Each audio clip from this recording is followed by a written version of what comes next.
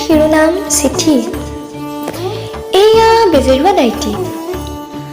কালি তোৰ চিঠিখন পালোঁ বুলিয়ে আৰম্ভ কৰিলোঁ।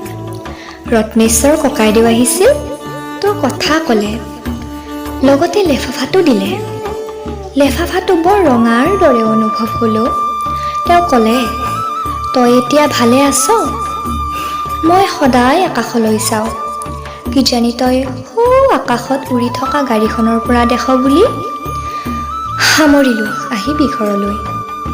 ইতি লেফাফাটো বন্ধ হ'ল, মেঘে বৰষুণ এৰিলে। দূৰ দূৰণিৰ পৰা শব্দ এটা আহিল, কোনোৱে পাহাৰত শিল খান্দিছে, কিন্তু বেজেৰুৱা দাইটি ঘৰতে আছে।